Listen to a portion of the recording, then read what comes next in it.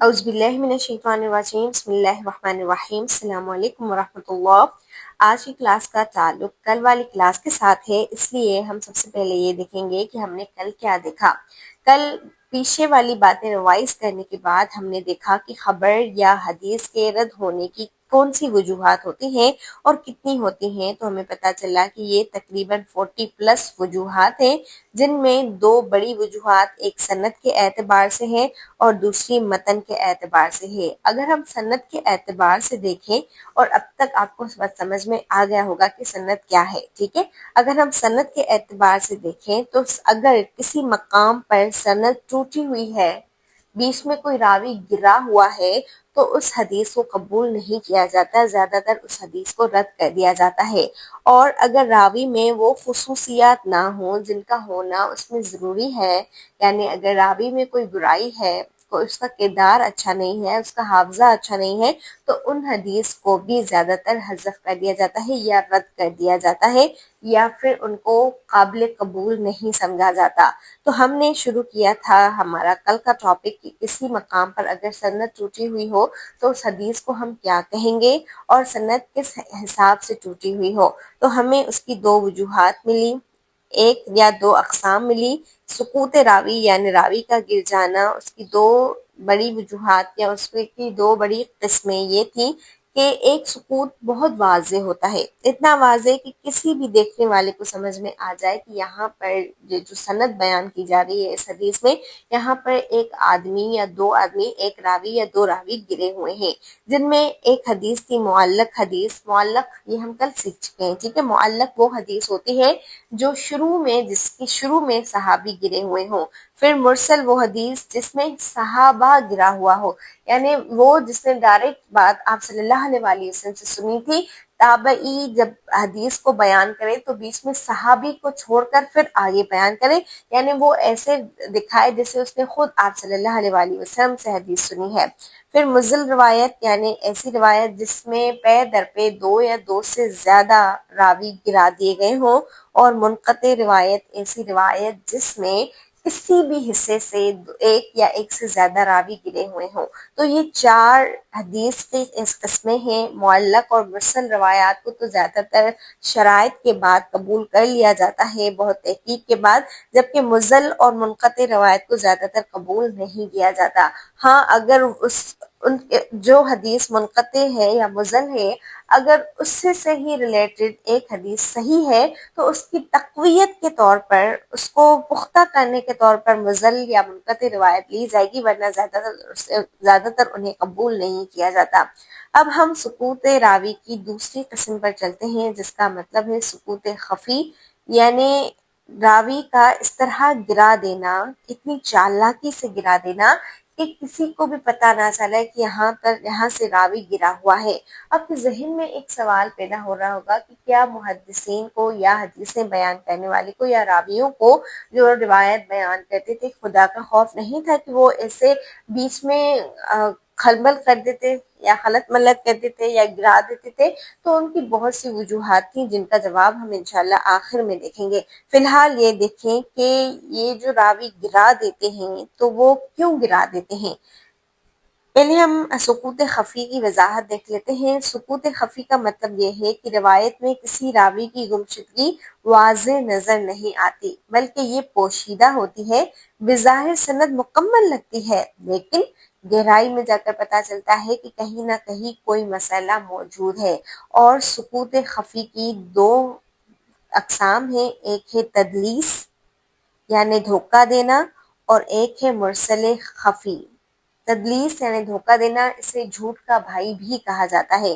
تدلیس کا مطلب یہ ہے کہ راوی اپنی روایت میں کسی راوی کا ذکر نہیں کرتا یا ایسے الفاظ استعمال کرتا ہے جس سے لگے کہ اس نے روایت براہ راست سنی ہے، حالانکہ اس نے کسی اور ذریعے سے سنی ہوتی ہے۔ اسے مثال میں آپ کو سمجھا دیتی ہوں پہلے، پھر آپ کو زیادہ سمجھ میں آئے گی۔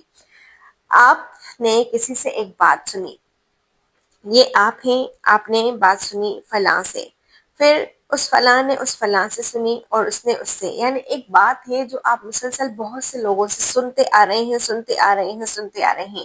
اب آپ کو وہ بات ایک مجلس میں بیان کرنی ہے۔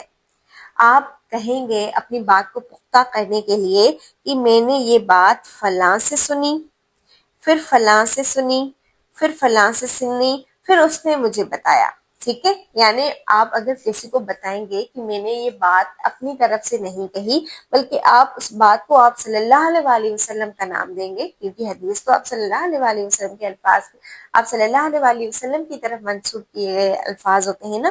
تو پھر کیا ہوتا ہے کہ کچھ لوگ اپنی شہرت کے لیے، اپنے نام کے لیے، یا یہ دکھانے کے لیے کہ میں نے کتنے بڑے بڑے لوگوں سے حدیثیں سنی ہے، میں نے کتنے بڑے بڑے لوگوں سے ڈائریکٹ جا کر علم سیکھا ہے، بیچ میں کچھ اپنے ایسے استاد جو مشہور نہ ہوں یا ایسے راوی جو کمزور ذہن کے ہوں، کمزور حافظے کے ہوں، اس کو گرا دیتے ہیں. یعنی کچھ وجوہات کی وجہ سے، لالچ کی وجہ سے، یا اپنے سند کو اعلیٰ کرنے کی وجہ سے. دوبارہ نوٹ کریں، یعنی میں نے اس سے سنی، اس سے سنی، اس سے بھی سنی، فلاں سے بھی سنی، اپنی سند کو اعلیٰ کرنے کی وجہ سے وہ بیچ میں کسی نہ کسی کو گرا دیتے ہیں اور کہتے ہیں کہ میں نے فلاں سے سنی، پھر فلاں سے، پھر فلاں سے، بیچ میں یعنی ایک دو نام وہ چھوڑ دیتے ہیں. اور ایسا ظاہر ایسا ہوتا ہے کہ اس نے براہ راست اسی سے سنی ہے جس کا یہ نام بتا رہا ہے، یعنی بیچ میں کوئی نہیں ہے، ایسا پھر معلوم نہیں ہوتا.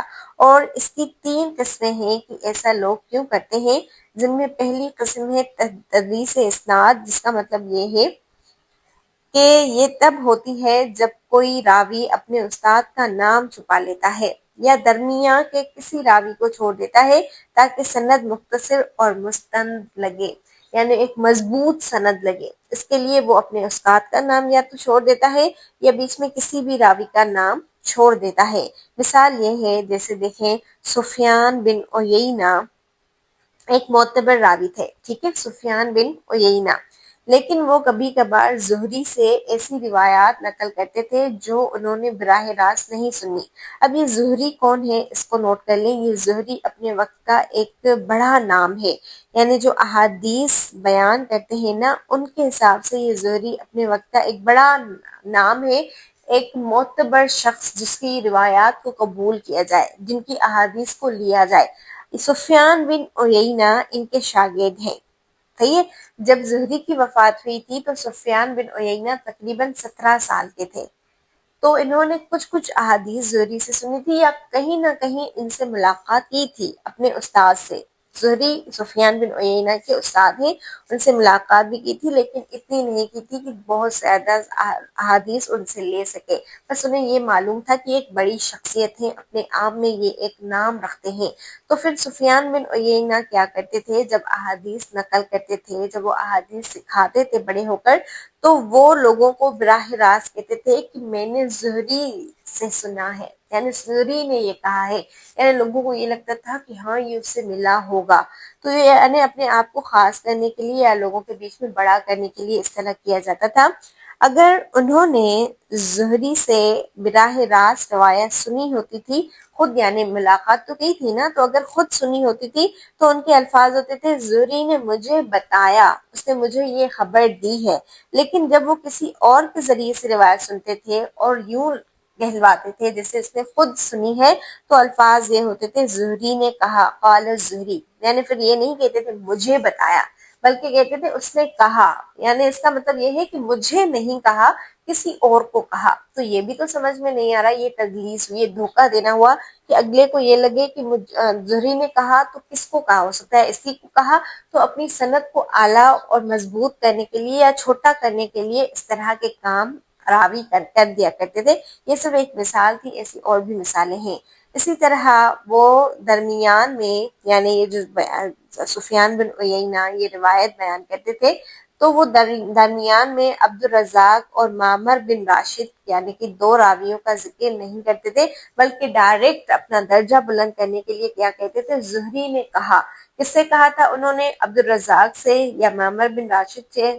تو ان دونوں کا نام وہ نکال کر ڈائریکٹ زہری تک کہتے ہیں کہ یہ بات میں نے اس سے سنی تھی. دوسری چیز ہے تدلیس شیوخ، جس کا مطلب ہے کہ یہ تدلیس اس وقت ہوتی ہے جب کوئی راوی اپنے استاد یعنی شیخ کا نام، کنیت یا لقب تبدیل کر کے بیان کرتا ہے تاکہ سننے والا یہ سمجھے کہ یہ روایت کسی اور مشہور اور معتبر استاد سے آ رہی ہے.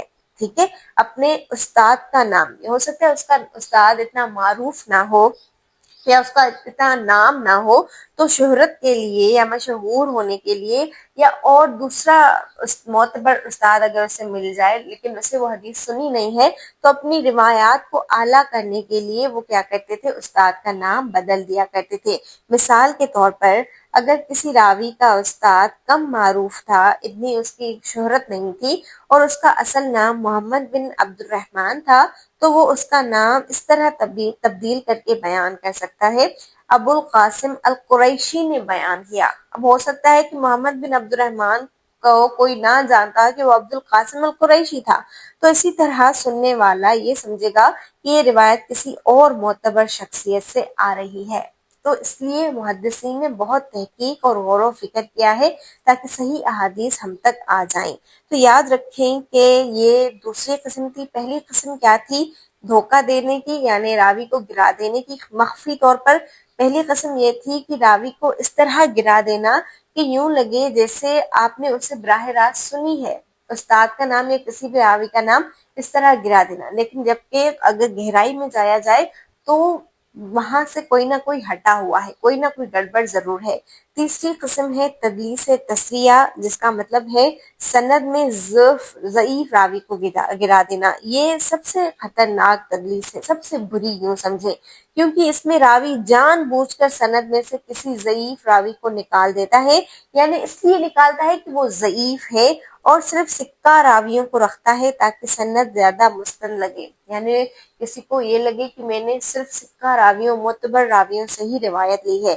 مثال کے طور پر دیکھیں، ایک سند آتی ہے، ایک روایت بلکہ آتی ہے، پوری راویوں کی ایک لسٹ آتی ہے کہ ابن ابی حاتم، پھر ابی حاتم سے سنا، انہوں نے اسحاق بن رہوہ سے سنا، انہوں نے بقیہ سے، انہوں نے ابو وہب اسدی سے، انہوں نے نافع سے، اور پھر یوں آپ صلی اللہ علیہ وآلہ وسلم تک بات چلی جاتی ہے۔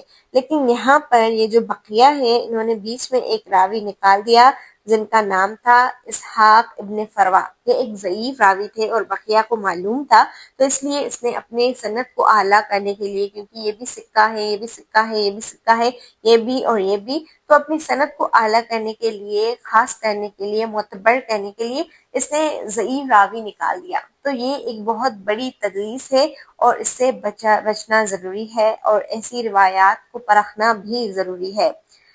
تو یاد رکھیں کہ تدلیس تسویہ میں بیچ کے ضعیف راوی کو ہٹا کر روایت یوں پیش کی جائے گی کہ ایسا لگے جیسے سکہ راوی نے براہ راست دوسرے سکہ راوی سے روایت لی ہے، حالانکہ در حقیقت ان کے درمیان ایک ضعیف راوی موجود تھا۔ تو یہ ایک انتہائی خطرناک ہے، کیونکہ اس سے روایت بظاہر صحیح لگتی ہے، لیکن حقیقت میں اس میں ایک کمزور راوی موجود ہوتا ہے جس کو گرا دیا جاتا ہے۔ تو یہ تھی تدلیس کی تین قسمیں، یا تو استاد کا نام گرا دینا، یا کسی بھی راوی کا نام گرا دینا، یا کمزور راوی کا نام گرا دینا، اپنی سند کو اعلیٰ کرنے کے لیے یا مشہور کرنے کے لیے یا لوگوں میں ایک عام بٹھانے کے لیے۔ اس لیے محدثین نے تحقیق کر کے بہت سی احادیث کو صرف اس لیے رد کیا ہے کیونکہ ان کی صحیح پرخ ہم تک نہیں ملی ہے، نہیں آئی ہے، اور اس میں بہت سے جھول ملے ہیں۔ اس کے بعد یہ دوسری قسم ہے مرسل خفی کی، یعنی کہ راویوں کو گرا دینے کی، چھپے طور پر راویوں کو گرا دینے کی۔ مرسل خفی میں کیا مراد ہے؟ تو مرسل خفی تب ہوتی ہے جب دو راوی بظاہر ایک ہی زمانے کے ہوں، لیکن حقیقت میں ان کے درمیان براہ راست ملاقات یا روایت کا سماع ثابت نہ ہو۔ دوبارہ سنیے گا اور سمجھنے کی کوشش کیجیے گا۔ دو دوست ہیں یا دو ساتھی ہیں جو ایک ہی زمانے کے ہیں، وہ ایک دوسرے سے ملے نہیں ہیں، لیکن وہ اس طرح بات کرتے ہیں کہ میں نے فلاں سے سنا جو میرے زمانے کا تھا، حالانکہ ان دونوں کی ملاقات ثابت نہیں ہوئی۔ تو جب ان کی ملاقات ہی ثابت نہیں ہوئی تو وہ کس طرح کہہ سکتا ہے کہ میں نے یہ حدیث اس سے سنی؟ تو ہمارے محدثین تحقیق کرتے ہیں کہ کون کس سے ملا باقاعدہ طور پر، اور پھر وہ پہچان لیتے ہیں کہ یہ جو روایت ہے اس میں یہ خفقی ہے کہ یہ جو راوی بیان کر رہا ہے وہ اس راوی سے کبھی ملا ہی نہیں، تو اس نے اس سے روایت کیسے لی؟ اس کی مثال یہ ہے کہ یہ عام طور پر تب ہوتا ہے جب ایک راوی دوسرے راوی سے روایت لیتا ہے، لیکن وہ یہ واضح نہیں کرتا کہ آیا اس نے اسے براہ راست سنا ہے یا نہیں۔ وہ ایسے الفاظ استعمال کرتا ہے جیسے اس نے کہا یا فلاں نے کہا، حالانکہ ان کے درمیان ملاقات کوئی ثبوت نہیں ہوتا۔ اس کی مثال جیسے ایک تابعی کہے ابو ہریرہ رضی اللہ تعالیٰ عنہ نے فرمایا کہ رسول اللہ صلی اللہ علیہ وآلہ وسلم نے فرمایا۔ یہ بظاہر ٹھیک لگتا ہے، لیکن اگر تابعی نے براہ راست حضرت ابو ہریرہ سے روایت نہیں سنی تو یہ مرسل خفی ہوگی۔ نوٹ کریں اور صحیح سے سمجھیں کہ اس کا مطلب کیا ہے۔ یعنی اگر کوئی تابعی کہے کہ ابو ہریرہ رضی اللہ تعالیٰ عنہ نے فرمایا کہ رسول اللہ نے یہ فرمایا ہے، جبکہ تابعی نے رسول اللہ سے وہ روایت جبکہ تابعی نے ابو ہریرہ سے وہ روایت سنی ہی نہیں ہے، تو پھر کیسے وہ کہہ سکتے ہیں کہ ابو ہریرہ نے کہا ہے، کہ انہوں نے خود تو وہ سنی ہی نہیں ہے۔ تو یعنی وہ اسی کے زمانے کے ہوں لیکن ان سے ملے نہ ہوں، اپنے روایات کو معتبر کرنے کے لیے وہ یہ کہے کہ میں نے یہ حدیث فلاں سے سنی ہے۔ یہ بظاہر ٹھیک لگتا ہے، لیکن اگر تابعی نے براہ راست حضرت ابو ہریرہ سے روایت نہیں سنی تو یہ مرسل خفی ہو جائے گی۔